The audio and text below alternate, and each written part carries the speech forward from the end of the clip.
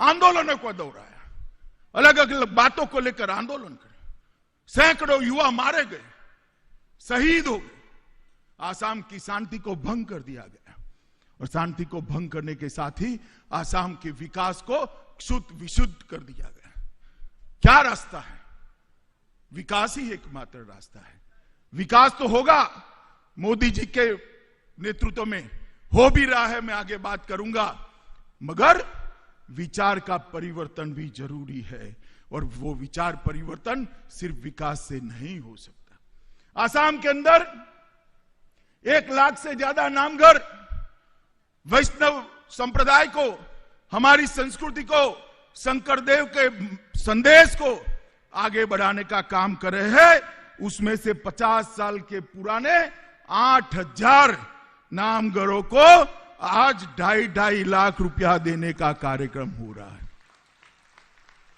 और मैं फिर से बधाई दिए बनाकर नहीं रह सकता मुख्यमंत्री और वित्त मंत्री को, क्योंकि आपने जो एक काम किया है वो आसाम के गांव गांव के अंदर कभी जो अलगाववाद की भाषा बोलते थे उनको ये भक्ति के माध्यम से एकत्रित करने का काम होगा। नामघर का संदेश, आचार्य शंकरदेव का संदेश, गुरु शंकरदेव का संदेश आसाम को भारत के साथ जोड़ेगा और आसाम को विश्व के साथ, विश्व बंधुत्व की भावना के साथ जोड़ने का काम करेगा।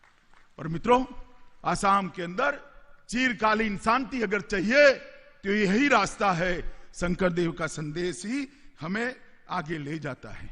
मित्रों, आज ये कार्यक्रम, मैं तो बहुत आशावान हूं कि हमेशा के लिए आसाम से आंदोलनों की जगह, हिंसा की जगह, AK-47 लेकर घूमते हुए युवाओं की जगह भक्ति संगीत, साहित्य, कला, नाटक, इसके माध्यम से आसाम की एकता को फिर से एक बार मजबूती प्रदान करेगा और एक संदेश पूरे विश्व के अंदर जाएगा।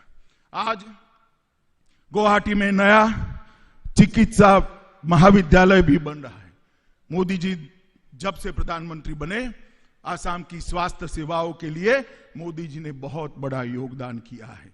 और मित्रों, लगभग 15 लाख की स्थायी और 5-10 लाख की अस्थायी आबादी के लिए आधुनिक सुपर स्पेशलिटी हॉस्पिटल की सुविधा भी इसके साथ बनने वाली है। और ये 500 बिस्तरों वाला अस्पताल, जहां हर साल 100 डॉक्टर, मेडिकल डॉक्टर होकर बाहर पड़ेंगे, जो आसाम के गांवों की स्वास्थ्य सुविधाओं को पूर्ण करेंगे। मित्रों, 2 साल पहले मैं यहां आया था। आसाम के कैंसर अस्पताल का जो टाटा ट्रस्ट ने बनाया था, उसका भूमि पूजन करने के लिए आया था। उसके बाद मां ब्रह्मपुत्रा में बहुत पानी बह गया। देखिए, इसके बाद 7 चिकित्सा महाविद्यालय आसाम के अंदर बन चुके हैं, मेडिकल कॉलेज बनने की शुरुआत हुई है। इसके अलावे लखीमपुर, नौगांव, धुबरी, कोकराखार, तिनसुकिया और नलबाड़ी में 6 चिकित्सा महाविद्यालय और स्थापित करने की बात है, जो आसाम के युवाओं को एक मौका देंगे आसाम और देश भर के गरीब पेशेंट की सेवा करने का, अपने जीवन को आगे बढ़ाने का, अपने जीवन को, मार्ग को विकास के रास्ते पर प्रशस्त करने का। मैं आज स्वास्थ्य मंत्री हेमंत विश्व शर्मा को बहुत बहुत बधाई देना चाहता हूं कि एक नया इनिशिएटिव लेकर इन्होंने आगे करा है। मित्रों, आज राज्य के अंदर 11 विधि कॉलेज की भी स्थापना की आधारशिला रखी गई है। आसाम के अंदर निजी विश्वविद्यालय, विधि महाविद्यालय है और बहुत पुराना एक विद्यालय भी है, परंतु आज राज्य में 11 सरकारी विधि महाविद्यालय की स्थापना होगी। आसाम ने इस देश को गोगाई साहब के रूप में एक चीफ जस्टिस ऑफ इंडिया देने का काम किया है। ये विधि विद्यालय अनेक विद ऐसे विद्वानों को हमारी न्याय प्रणालिका को सुदृढ़ करने के लिए देंगे। धुबरी, नलबाड़ी, कामरूप, नौगांव, आंगलोंग, कार्बी आंगलोंग, जोरहाट, डिब्रूगढ़, सोनितपुर, कचरा, लखीमपुर और नौगांव, ये सब जगह पे ये विधि विद्यालय स्थापित होंगे जो आगे बढ़ाएंगे।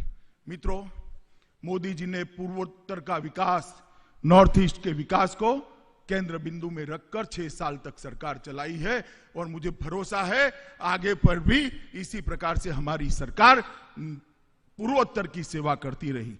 मोदी जी स्वयं कभी कभार 5 साल में एक बार कोई प्रधानमंत्री पूर्वोत्तर में आ जाए तो आ जाए, मोदी जी ने स्वयं 30 बार 6 साल के अंदर पूर्वोत्तर का दौरा किया है और हर बार तोहफा लेकर आए, हर बार तोहफा लेकर आए। चाहे मेघालय हो, चाहे मणिपुर हो, चाहे मिजोरम हो, चाहे त्रिपुरा हो, चाहे अरुणाचल हो, चाहे अपना आसाम हो। विकास के रास्ते पर सारे राज्यों को प्रशस्त करना, रेल मार्गों से जोड़ना, रोड मार्गों से जोड़ना, एयर कनेक्टिविटी को बढ़ाना, युवाओं को नए अवसर देना।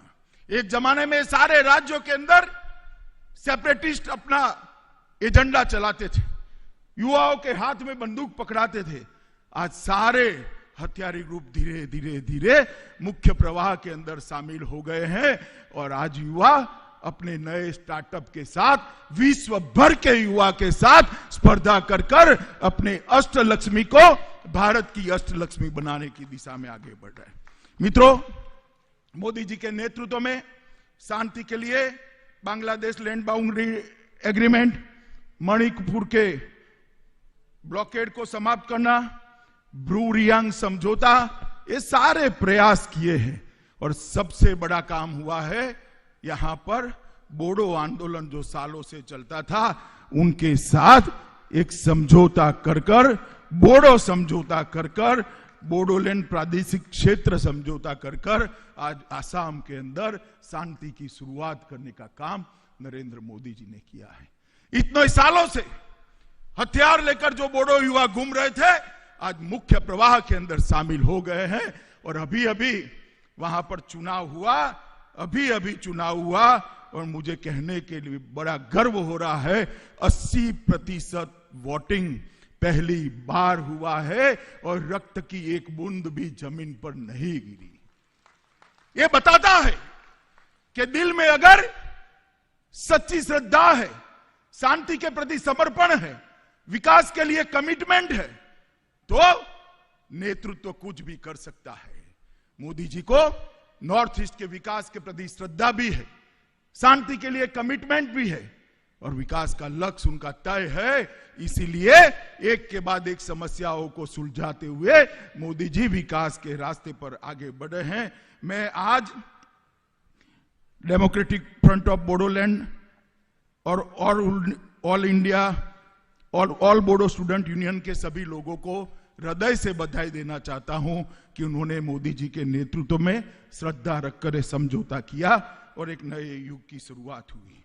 मित्रों, इस समझौते के लिए 5,000 करोड़ का पैकेज निर्धारित किया गया था और इसमें आज ज्यादातर प्रोजेक्ट काम पर चले गए हैं और जो समझौता हुआ था इसके सारे बिंदु पर आसाम सरकार ने मुख्यमंत्री जी के नेतृत्व में काम चालू कर दिया है और इसको यथार्थ स्वरूप लाने के अंदर मित्रों, अभी जो चुनाव हुआ है बीटीआर का, इसमें अंदर वहां की जनता ने एनडीए को आशीर्वाद दिया है, भारतीय जनता पार्टी को आशीर्वाद दिया और मैं मानता हूं कि तो सेमीफाइनल है, फाइनल आसाम के चुनाव आने वाले हैं। यहां पर भी फिर से एक बार पूर्ण बहुमत की भारतीय जनता पार्टी की सरकार। आज आसाम विकास के रास्ते पर चल पड़ा है, इसका कारण है आसाम की जनता ने सालों के बाद एक पूर्ण बहुमत की सरकार भारतीय जनता पार्टी की बनाई और सारे हर्डल को पार करते हुए मोदी जी के नेतृत्व में, सर्बानंद और हेमंत विश्व शर्मा के नेतृत्व में हमने आसाम को विकास के रास्ते पर आगे ले गए। मित्रों, ढेर सारे हर्डल ये जोड़ी ने पार की है। हेमंत जी हमारे स्वास्थ्य मंत्री हैं। अभी कोरोना काल के अंदर बहुत कठिन था आसाम जैसे राज्य के अंदर कोरोना को संभालना, परंतु आज मुझे कहने के आनंद होता है कि समग्र देश में कोरोना का सामना करने में आसाम सबसे ऊपर के राज्यों में रहा है।